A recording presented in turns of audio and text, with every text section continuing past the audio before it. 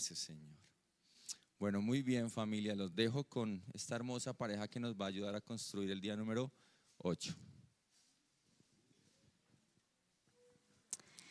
Bueno, muy buenos días. Buenos días, iglesia. Bueno, para nosotros es un gusto, es un honor poderlos acompañar en este día 8 de reinicio. Nos presentamos, mi esposo Andrés Galvez y bueno, quien les habla, Margarita. En la oración, ¿cómo va? ¿Cómo vamos en oración? Firmes, ¿verdad? Firmes y expectantes de lo que Dios va a hacer en este tiempo, amor. ¿Cómo va ese ayuno? Bueno, pues personalmente me cuesta ayunar porque como bastante. Pues el tema de madrugar y eso no me cuesta, pero ahí voy con el tema del ayuno. No soy de ayunos, pero estoy haciendo mi mayor esfuerzo. Bueno, muy bien. Para entrar en materia queremos darles algunas consideraciones y contextualizar un poco el tiempo en el que después del reinado de Salomón vinieron otros reyes. Pero debido a las malas decisiones y a los gobiernos fallidos, llegaron los asirios a invadir Israel. Invadieron tanto el reino del norte, que era donde estaban las 10 tribus, que son llamadas, conocidas como las tribus perdidas, y también invadieron el reino del sur, que era donde estaban las tribus de Benjamín y de Judá. Después llegan los babilonios y es allí donde después de más de 300 años llegan los medo-persas en manos del rey Ciro o Ciro el Grande, también conocido, y les permite, él permite que los judíos puedan volver a su tierra y este regreso se llevó a cabo en 3 grupos. El primer grupo fue liderado por Zorobabel, el segundo grupo fue liderado por Esdras y el tercer grupo fue liderado por Nehemías, que es de quien hemos venido hablando en este reinicio. Amor, háblanos un poquito más de Nehemías. Bueno, pues Nehemías ha sido nuestra estrella, ¿cierto? Bueno, la persona más importante en el mensaje que hemos venido dando. Y quiero llevarlos un poquito al nombre Nehemías. Nehemías en hebreo se escribe Nehemia, o sea, N-E-H-E-M, Y de yuca, A, que quiere decir Yahvé ha consolado o reconfortado por el Señor. Ya todos sabemos lo que Nehemías está haciendo con el pueblo judío, que está llevándolos a reconstruir sus murallas, los está consolando de esta manera. Bueno, aquí es importante comprender que el libro de Nehemías no se basa solamente o meramente en la construcción de unas murallas y de cómo un hombre guiado por Dios, como lo fue Nehemías, que pudo llegar a lograr grandes cosas, va más allá de ser un líder guiando un pueblo y reconstruyendo unas murallas. Bueno, pues también es necesario que nosotros tomemos la porción más importante en Nehemías y la reconstrucción de las murallas. También Dios nos muestra aspectos relevantes con respecto a una reconstrucción con la relación de Dios. Dios los está llevando nuevamente a que ellos vuelvan a tener una relación con Él. También sin dejar de lado que todo proviene de la perfecta voluntad de Dios y que por medio de Cristo, aquel que nos salvó en la cruz del Calvario, se lleva también a cabo el propósito de Dios en nuestras vidas. ¿Y cómo se llevó el propósito de Dios en las vidas de este pueblo, cierto? También que somos 100% dependientes de nuestro Dios Altísimo. Nehemías también nos lleva a pensar en Jesús. Recordemos que el Antiguo Testamento es que una antesala de nuestro Salvador, ¿cierto? También cómo Dios es capaz de llevar un pueblo a culminar un proyecto para glorificar su santo nombre, con el fin de que ese nombre de Dios sea puesto en alto. También es importante comprender que las murallas son símbolo de protección, de dignidad, de identidad, pertenencia y el cumplimiento de las promesas de Dios. Y para nosotros Jesús es también seguridad, protección, dignidad, cumplimiento de promesas, y es quien nos hace parte de su cuerpo, del cuerpo de Cristo, y quien nos permite ser llamados hijos de Dios o pueblo de Dios.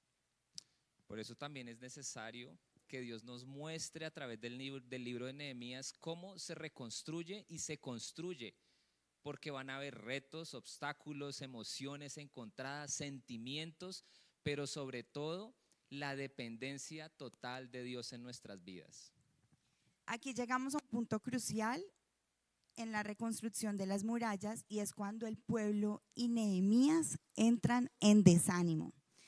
Por eso, para quienes toman notas, el título que le hemos dado al devocional de hoy es Confrontando el desánimo.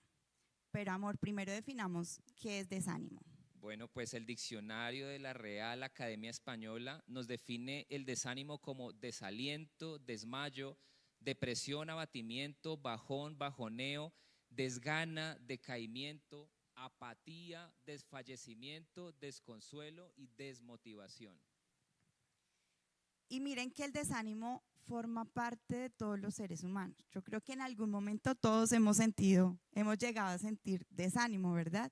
Y también en la palabra de Dios podemos ver cómo hombres sintieron desánimo, entre ellos Elías, que Elías, después de cumplir una gran misión, producto de pronto del cansancio y de las amenazas de Jezabel, sintió desánimo. Otro personaje bíblico es Jonás, que se desanimó por no querer ir a cumplir la misión que Dios le había encomendado y terminó en la barriga de un pez grande.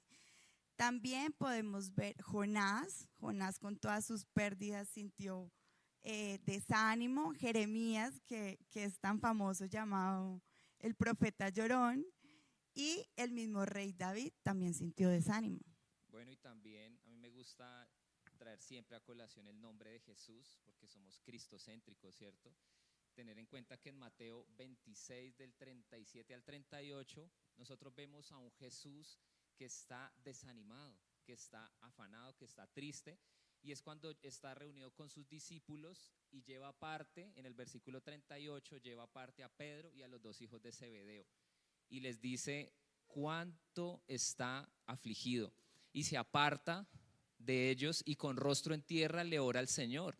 Y todos conocemos mucho esa oración cuando le dice: Señor, mi alma se entristece hasta la muerte. Señor, permite, si es posible, que esta copa pase de mí, pero que no se haga lo que yo quiero, sino que se haga tu voluntad. Entonces Jesús lo vivió también. Y yo quiero leerles en Salmo capítulo 73, versículo del 21 al 26, donde David expresa su desánimo. Versículo 21 dice: Entonces me di cuenta de que mi corazón se llenó de amargura y yo estaba destrozado por dentro. Fui tan necio e ignorante, debí haberte parecido un animal sin entendimiento. Sin embargo, todavía te pertenezco. Me tomas de la mano derecha, me guías con tu consejo y me conduces a un destino glorioso. ¿A quién tengo en el cielo sino a ti? Te deseo más que cualquier cosa en la tierra. Puede fallarme la salud y debilitarse mi espíritu, pero Dios sigue siendo la fuerza de mi corazón. Él es mío para siempre. Quiero que nos centremos en el versículo 26 de este texto que acaba de leer Margarita, mi esposita. Dice que hay dos significados. Bueno, acá encontramos un significado de desánimo. La Real Academia Española nos da un significado muy técnico, ¿cierto? Pero también este texto en el versículo 26 nos define el desánimo y toma dos factores importantes. Uno es el factor físico y el otro es el factor espiritual. El cuerpo, ¿qué pasa? En lo físico se debilita, se enferma, aún las defensas se pueden bajar. También se desencadena una serie de reacciones físicas negativas. Segundo está la parte espiritual. ¿Qué pasa con lo espiritual? Entramos en una tristeza profunda, nos apartamos, ¿cierto?, de Dios muchas veces, nos consumimos, nos sentimos abrumados. Es como si nos quitaran un tapón de nuestro tanque de Dios y se drenara todo lo que hay dentro de nosotros de parte de Dios. Pero hay un aliciente, y es que para los que tenemos el conocimiento de Dios sabemos que Él es el que nos está cuidando. Ahora, retomando un poquito el relato bíblico sobre Nehemías, vemos cómo se encontró una serie de obstáculos en la reconstrucción, factores que influyeron o que aportan en el desánimo de Nehemías, posibles causas del desánimo de Nehemías y de su pueblo. Entonces, vamos a trabajar Nehemías capítulo 4, del 1 al 4. Dice, cuando Sanbalat se enteró de que estábamos reconstruyendo la muralla, se enojó muchísimo, se puso furioso y se burló de los judíos, diciendo ante sus amigos y los oficiales del ejército de Samaria, ¿qué cree que está haciendo este pobre y debilucho grupo de judíos? ¿Acaso creen que pueden construir la muralla en un día por solo ofrecer unos cuantos sacrificios? ¿Realmente creen que pueden hacer algo con piedras rescatadas de un montón de escombros y para colmo piedras calcinadas? Versículo 3, Tobías el amonita que estaba a su lado comentó, esa muralla se vendría abajo si tan siquiera un zorro caminara sobre ella. Entonces, lo primero que encontramos, y ayer nos lo habló María y Fabián, fue la burla, el menosprecio y la crítica. Ahora yo les pregunto, ¿cuántas veces hemos tenido ese Sanbalat y ese Tobías en nuestra vida? Esos detractores, esos opositores, esas personas que nos hacen la vida imposible, que todo lo critica, que dicen yo lo haría mejor. O mejor aún, les pregunto, ¿cuántas veces nosotros mismos hemos sido ese Sanbalat y ese Tobías, siendo piedra de tropiezo para otros, criticando sus proyectos, cómo lo hacen, incluso queriendo que fracasen? En Nehemías 4:7 dice, sin embargo, cuando Sanbalat, Tobías, los árabes, los amonitas y los asdodeos se enteraron de que la obra progresaba y que se estaban reparando las brechas en las murallas de Jerusalén, se enfurecieron.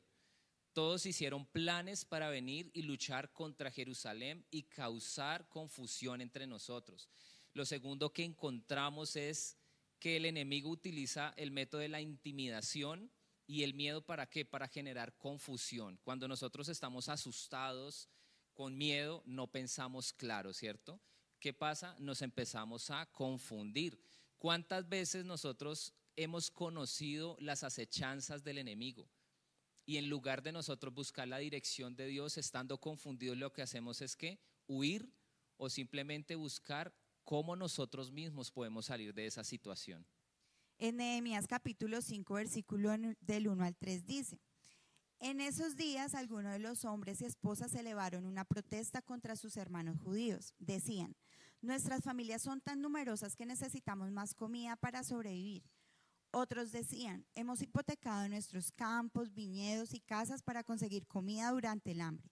Ellos estaban quejándose por la comida, porque estaban cansados, porque sus mismos hermanos, los mismos del pueblo, estaban cobrando intereses y vendiéndose como esclavos, y esto estaba llevando a generar división. Entonces, lo tercero que encontramos es la queja y la división.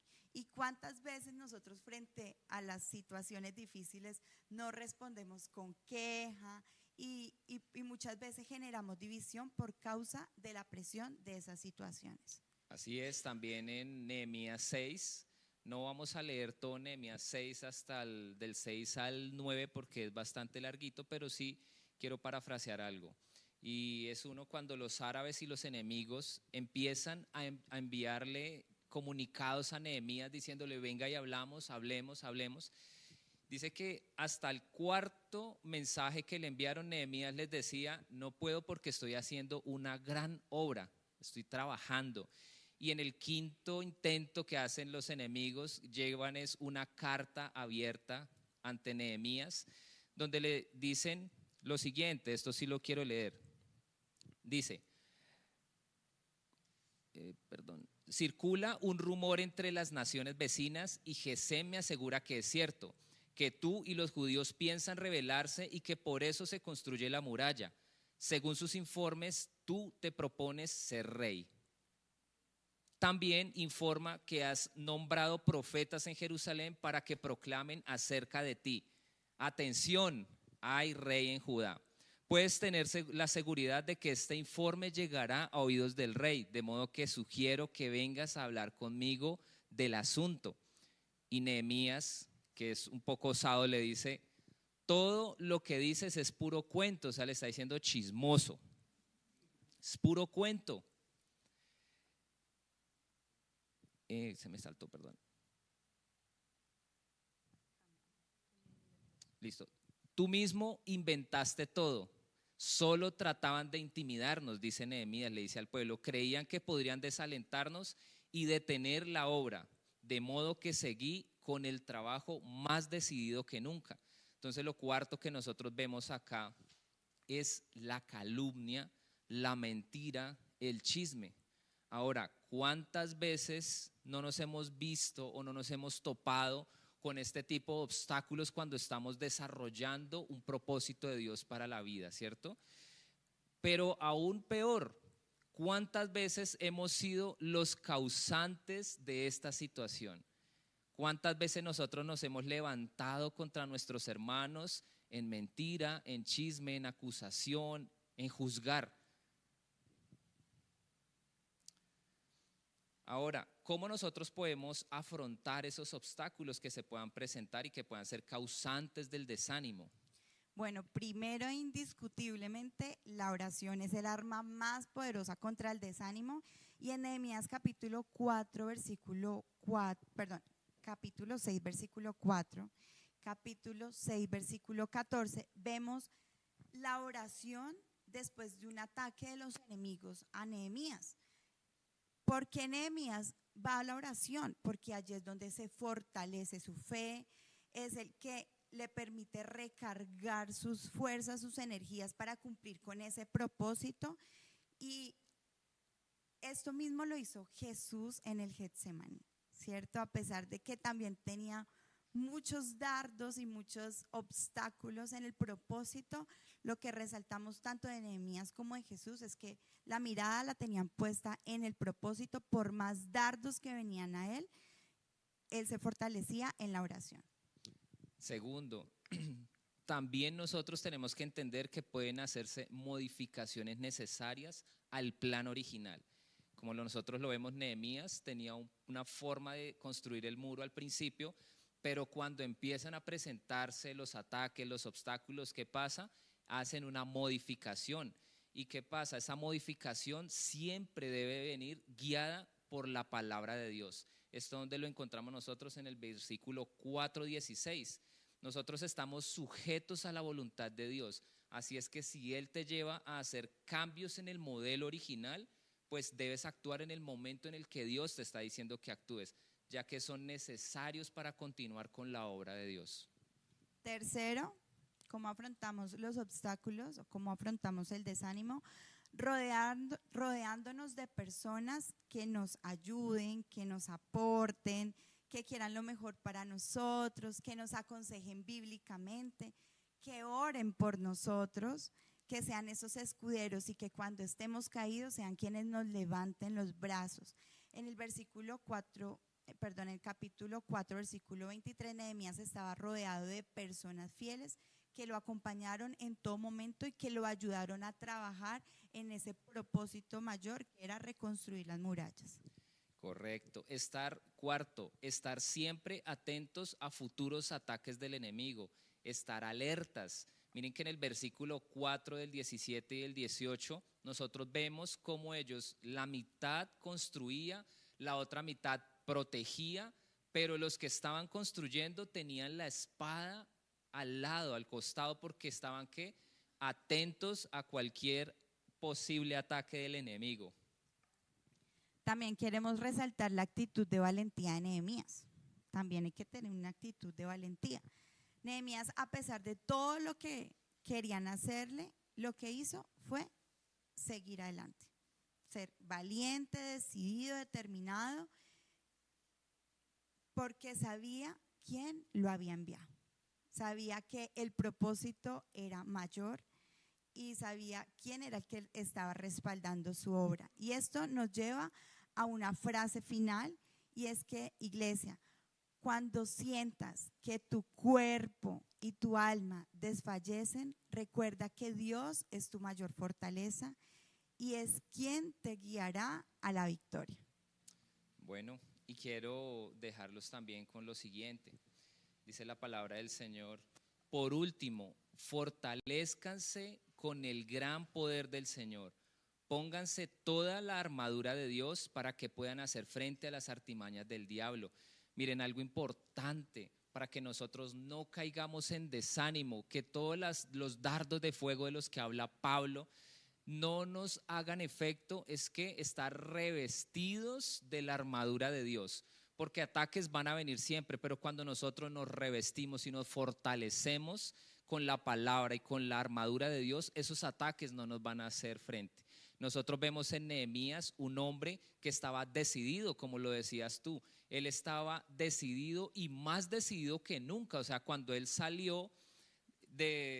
llegó a Judea para construir nuevamente, cuando él llegó a reconstruir las murallas, él venía decidido. Pero después de los ataques, ¿qué pasó? Él estaba más decidido que nunca, porque él entendió el concepto de que cuando el enemigo se levanta contra nosotros, cuando el enemigo te ataca, es porque estás haciendo las cosas bien, estás cumpliendo el propósito de Dios. Porque nuestra lucha no es contra seres humanos, sino contra poderes, contra autoridades, contra potestades que dominan este mundo de tinieblas. Nuestras fuerzas espirituales malignas contra fuerzas espirituales malignas en las regiones celestiales. Por lo tanto, pónganse toda la armadura de Dios para que cuando llegue el día malo puedan resistir hasta el fin con firmeza. Manténganse firmes, ceñidos con el cinturón de la verdad, protegidos por la coraza de justicia y calzados con la disposición de proclamar el evangelio de la paz. Además de todo esto, tomen el escudo de la fe, con el cual pueden apagar todas las flechas encendidas del maligno. Tomen el casco de la salvación y la espada del Espíritu. Perdón que me saltó acá.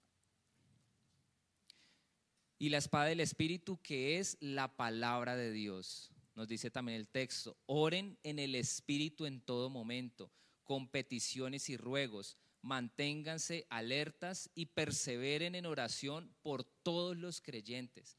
Miren, iglesia, esta es la herramienta y el arma más poderosa que nosotros tenemos, porque acá está todo unido. Una sola armadura es la que nos va a nosotros a no permitirnos caer en el desánimo.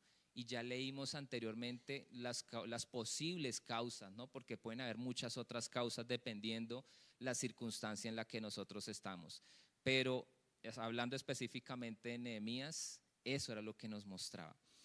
Y bueno, iglesia, queremos que se pongan pues sobre sus pies. Queremos orar entonces para finalizar este tiempo.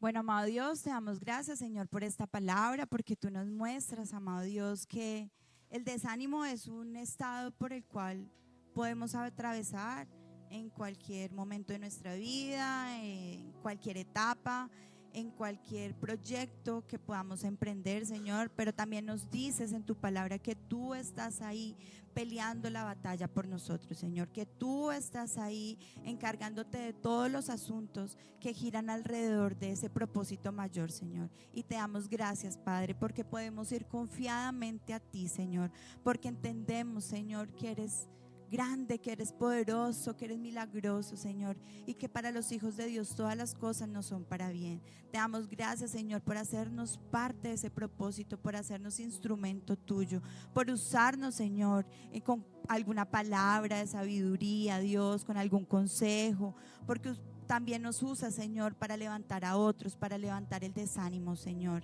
de otros, Dios. Y te damos gracias porque vamos a ti, Señor, que eres la fuente de lo bueno, de lo maravilloso, de la paz, de la tranquilidad, del amor, del gozo, Señor, de todo lo bueno, de todo lo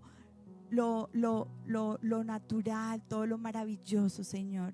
Te damos gracias, Padre, por esta palabra, Dios, que nos das herramientas, Señor, para afrontar el desánimo, Dios, porque sabemos, Señor, que hay cosas mayores en ti, que tú nos dices que soltemos, Señor, porque vamos a recibir cosas grandes de ti, porque tú nos sorprendes, Señor, porque nuestros ojos no alcanzan a imaginarse tu grandeza, Señor, no alcanzan a ver, Señor, todo lo que puedes llegar a ser, Señor.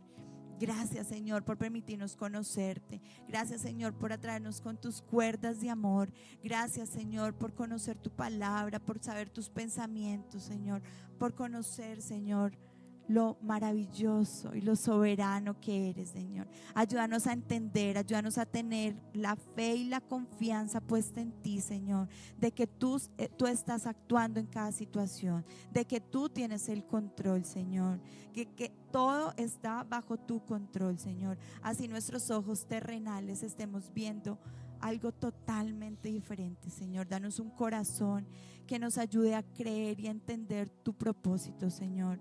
Ayúdanos a estar confiados en ti, a descansar en tus brazos, Señor, y a ir a ti, Señor, que eres la fuente de todo lo maravilloso, Señor. Te damos gracias, Padre. Así es, Dios. Y hoy nos mantenemos firmes, Señor. Hoy nos revestimos con la armadura de Dios. Hoy nos vestimos, Señor, con el cinturón de la verdad, protegidos, Señor, por la coraza de justicia. Y con el calzado, Señor, para proclamar el evangelio, mi Dios. Además, Señor, tomamos el escudo de la fe, con el cual, Señor, vamos a apagar todas las flechas encendidas que vienen de nuestros enemigos. Y nos cubrimos, Señor, nuestra cabeza con el casco de la salvación, Señor, y la espada del Espíritu Santo, que es la palabra tuya, mi Dios. Gracias por esta enseñanza en este tiempo, Señor. Gracias, Señor, por estos 8 días que llevamos de ayuno y oración, pero también te damos gracias por los días que faltan.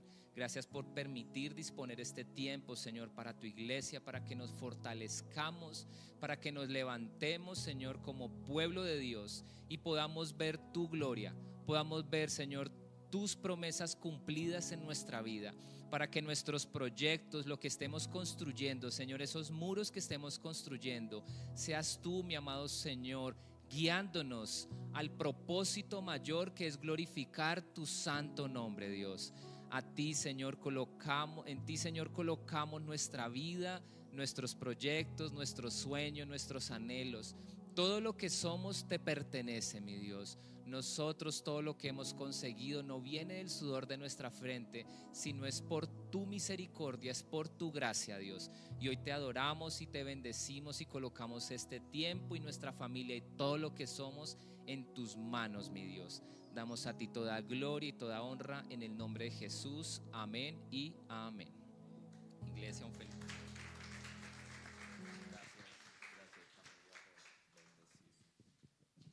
Muy bien, iglesia, así que ceñidos, firmes contra las acechanzas del enemigo, esos Sanbalat y esos Tobías que se levantan para desanimar nuestra fe y atacar nuestra fe.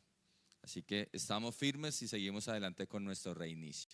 Nos vemos mañana confiando en el Señor, 6:30 de la mañana. Dios los bendiga a todos. Feliz día.